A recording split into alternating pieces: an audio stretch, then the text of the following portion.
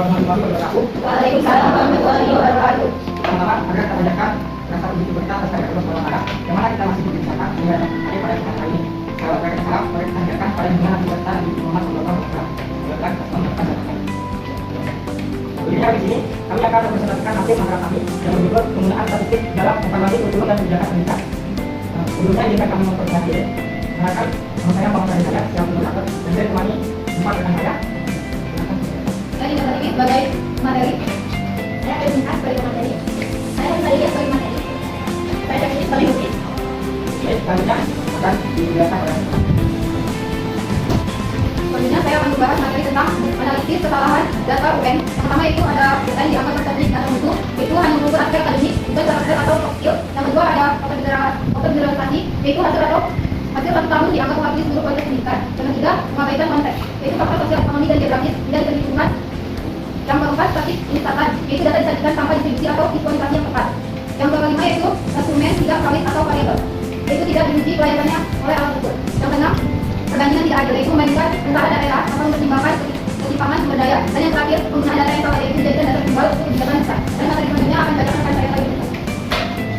Oke, saya akan membahas tentang strategi analisis perbaikan data web. Yang satu ialah tingkatkan literasi statistik melalui pelatihan guru dan pengambilan kebijakan. Yang kedua, gunakan metode statistik tepat seperti UCI, T, ANOVA atau regresi sesuai jenis data. Yang ketiga, pertimbangkan variabel kontekstual seperti indeks kemiskinan dan kapasitas sekolah. Yang keempat, hindari overinterpretasi, lakukan UN dengan data akademik lainnya. Yang kelima, perbaikan visualisasi data, gunakan grafik netral dan hadirkan diskusi nilai. Yang keenam, evaluasi instrumen UN secara berkala, gunakan teori respon bukti atau IRT.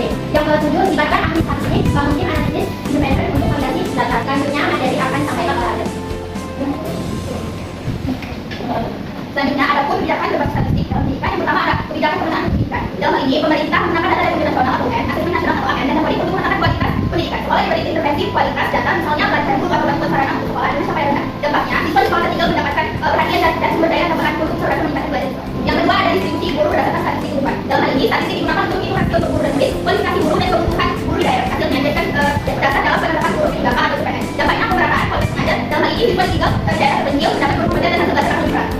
Yang ketiga yaitu kebijakan guru berdasarkan data statistik. Dalam hal ini, data AN atau UN digunakan untuk saudara meningkatkan belajar siswa. Yang kedua ada distribusi guru berdasarkan statistik kehidupan. Dalam hal ini, statistik digunakan untuk menghitung hasil untuk guru dan murid, kualifikasi guru dan kebutuhan guru di daerah. Hasilnya dijadikan dasar dalam penerapan guru di atau PNS. Dampaknya pemerataan kualitas pengajar. Dalam hal ini, siswa di tinggal daerah terpencil mendapat guru pengajar dan hasil belajar akan lebih.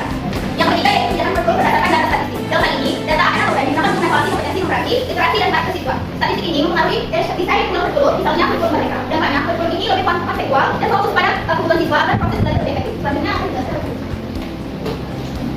Baik, selanjutnya yang keempat, kebijakan digitalisasi berdasarkan statistik akses teknologi. Dalam hal ini, data yang statistik digunakan untuk mengidentifikasi orang yang belum memiliki akses internet, listrik atau perangkat. Pemerintah mengirim bantuan Chromebook, internet dan lain-lain berdasarkan data tersebut. Dampaknya, akses pembelajaran digital meningkatkan dan siswa dapat belajar lebih fleksibel dan mandiri. Digitalisasi berdasarkan statistik akses teknologi.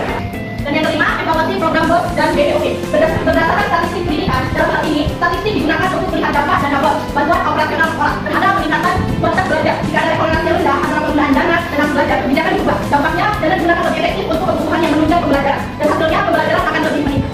Dan yang keenam, statistik akses nasional atau AN. Kebijakan penguatan sekolah dalam hal ini dapat survei lingkungan belajar digunakan untuk membuat kebijakan penguatan iklim sekolah yang inklusif dan aman. Dampaknya, lingkungan belajar yang positif meningkatkan motivasi dan konsentrasi siswa. Hasilnya belajar akan lebih membaik. Baiklah, terima kasih. Baik, saya ucapkan terima kasih kepada Bapak Materi. Selanjutnya kepada audiens, ada rekan yang ingin bertanya atau ada yang menanggapi rekan yang sudah sampaikan. Jadi, kesimpulan dari materi yang saya akan sampaikan bahwa pendidikan statistik mempunyai suatu prinsip dalam analisis informasi yang berkaitan dengan proses pembelajaran dan kebijakan pendidikan. Nah, ada pula berkatnya dengan statistik yang tepat akan dapat membantu dalam mengambil suatu keputusan yang tepat. Hanya itu juga dapat membantu dalam mengevaluasi efektivitas suatu metode pengajaran dan program pembelajaran. Akan tetapi, kesalahan umum seperti mengumpulkan informasi yang tidak tepat akan mengakibatkan suatu tujuan yang salah, yang pada akhirnya akan mempengaruhi suatu keputusan kebijakan yang tidak diambil. Nah, selanjutnya, pentingnya pendidikan statistik bagi seorang guru juga perlu ditingkatkan sebagai langkah dalam meningkatkan kemampuan mereka untuk menganalisis informasi secara efektif, sehingga mereka dapat menerima informasi yang objektif dan tepat dalam mengambil suatu keputusan. Dengan dilakukannya kajian yang memadai, statistik akan memperkuat kemampuan guru dalam mengelola dan menerapkan analisis statistik dalam praktik pendidikan. Misalnya, peningkatan berbasis bukti, di mana seorang guru juga dapat membantu dalam meningkatkan kualitas pendidikan secara keseluruhan dan meningkatkan hasil dari siswa. Nah, dengan demikian, statistik bukan hanya suatu alat analisis informasi, akan tetapi juga menjadi pendorong dalam membentuk suatu kebijakan pendidikan yang lebih baik dan responsif terhadap kebutuhan siswa yang ada pada lingkungannya. Sekian presentasi materi yang kami sampaikan.